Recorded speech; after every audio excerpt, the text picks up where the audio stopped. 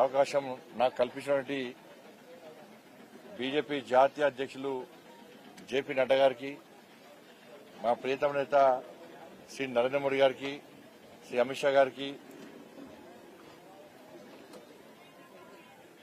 ప్రతి ఒక్క నాయకునికి నాయకులందరూ కూడా హృదయపూర్వక కృతజ్ఞత తెలియజేస్తూ ఆమె విశ్వాసాన్ని నమ్మకంతో ఈరోజు భారతీయ జనతా పార్టీ అభ్యర్థిగా రెండవసారి ప్రకటించడం చాలా సంతోషం.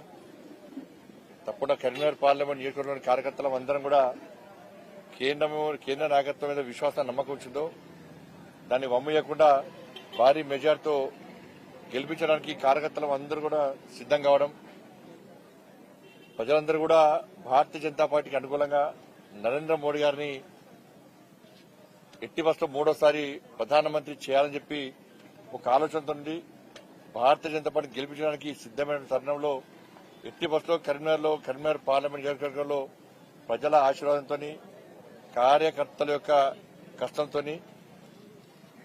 ఎట్టి బస్సులో భారతీయ జనతా పార్టీ అభ్యర్థిగా పోటీ చేస్తున్న నేను గెలుస్తానని చెప్పి ఆ నమ్మకాన్ని, విశ్వాసాన్ని ప్రకటిస్తా ఉన్నాను. ఎందుకంటే ఈరోజు ప్రజాహిత ప్రారంభించడం దాదాపు 3 అసెంబ్లీ నియోజకవర్గాలు పూర్తయినాయి. వేములవాడ, సిరిసిల్ల 4 అసెంబ్లీ నియోజకవర్గాలు పూర్తవుతున్నాయి. హుజాబాద్ కూడా, వేములవాడ, సిరిసిల్ల, హుజరాబాద్ ఈ 4 నియోజకవర్గాల్లో కూడా ప్రజల నుంచి మంచి స్పందన ఉన్నది.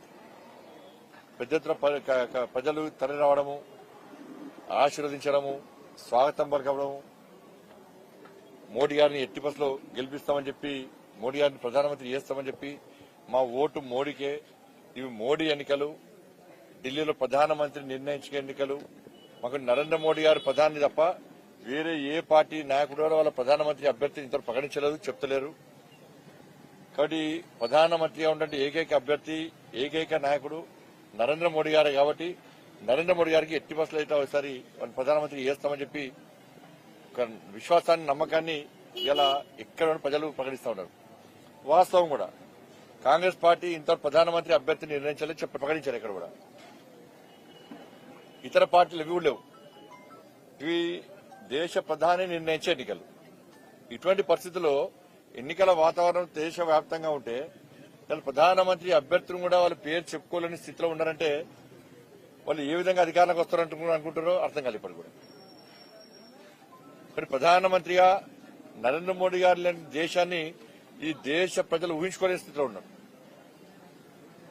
దేశాన్ని రక్షించడం గాని, దేశ ఆర్థిక వ్యవస్థను పరీక్ష చేయడం గాని, ఈ దేశాన్ని అభివృద్ధి చేయడం గాని, తెలంగాణకు సంబంధించి తెలంగాణ రాష్ట్ర అభివృద్ధికి దాదాపు 10 లక్షల కోట్ల రూపాయల నిధులు ఇవ్వడం గాని, అనేక సంక్షేమ పథకాలు అమలు చేయడం గాని, కరీంనగర్ పార్లమెంట్ నియోజకవర్గానికి నిధులు ఇవ్వడం గాని, కరీంనగర్ పార్లమెంట్ నియోజకవర్గంలో కూడా సంక్షేమ పథకాలు అమలు చేయడం గాని, కరీంనగర్ పార్లమెంటు సభ్యునిగానే గెలిచిన తర్వాత దాదాపు 12,000 కోట్ల రూపాయలకు పైగా నిధులు తీసుకొచ్చిన విషయంలో గాని, ఇవన్నీ గుర్తించిన ప్రజలు ఎట్టి బస్సులో భారతీయ జనతా పార్టీకి మద్దతు ఇవ్వడానికి ఇలా ముందుకు వస్తా ఉన్నారు.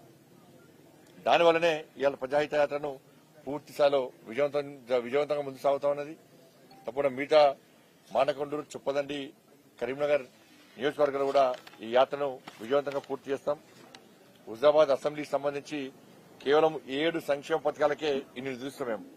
ఉపాధి కూలీలకు సంబంధించి గ్రామీణ ఉపాధి హామీ కూలీకి సంబంధించి 103 కోట్ల 63 లక్షల రూపాయలు ఇచ్చినాం. మెటీరియల్ కంపోనెంట్ కోసము 80 కోట్ల 7 లక్షల రూపాయలు ఇచ్చినాం. చెట్లు పెంచడానికి మొక్కల పెంపకం కోసం 79 కోట్ల 6 లక్షల రూపాయలు ఇచ్చినాం. 14వ 15వ ఆర్థిక సంఘ నిధులు 100 కోట్ల 8 లక్షల రూపాయలు ఇచ్చినాం. ట్రైసైకిళ్ల కోసం 32 కోట్ల 5 లక్షల రూపాయలు, మరుగుదొడ్ల నిర్మాణం కోసం 18 కోట్ల 64 లక్షల రూపాయలు, పీఎం కిసాన్ సమ్మాన్ నిధి 91 కోటి 44 లక్షల రూపాయలు, రూర్బన్ మిషన్ కింద 10 కోట్ల 8 లక్షల రూపాయలు, దాంతోపాటు సీఆర్ఎఫ్ ఫండ్స్ గాని, గ్రామీణ సడక్ యోజన గాని. హుజాబాద్ అసెంబ్లీకి సంబంధించి జమ్మికుంట మండలం కోరేపల్లి నుంచి తనుగుల వరకు 10 కోట్లతో రోడ్ల నిర్మాణం, వీణవంక మండలం చెల్లూరు కేశవపట్నం రోడ్డుకు 20 కోట్లు, ప్రధానమంత్రి సడక్ యోజన ద్వారా కమలాపూర్ గునిపర్తి చెల్లపల్లి రోడ్డుకు 4,74,00,000 రూపాయలు. హుజరాబాద్ సిరిసపల్లి తక్కలపల్లి రోడ్డుకు 2,27,00,000 రూపాయలు. హుజరాబాద్ లింగాపూర్ మాచనపల్లి రోడ్డుకు 2,14,00,000 రూపాయలు. హుజరాబాద్ సంబంధించి శాలపల్లి వెంకట్రావుపల్లి రోడ్డుకు 1,93,00,000 రూపాయలు. దమ్మకపేట కాటపల్లి రోడ్డుకు 2,04,00,000 రూపాయలు. వీణవంకకు సంబంధించి కేశవపూర్ వల్వాపూర్ రోడ్డుకు 2,23,00,000 రూపాయలు. ఇవి అభివృద్ధికి సంబంధించి ఈ హుజరాబాద్ అసెంబ్లీ నియోజకవర్గంలో కేంద్ర ప్రభుత్వం ద్వారా జరిగిన అభివృద్ధి. ఇంకా అనేక బియ్యం పైసలు కానీ, వ్యాక్సిన్ పైసలు కానీ, ఇంకా అనేక సంక్షేమ పథకాలు అమలు చేస్తున్నాం. గ్రామ పంచాయతీలకు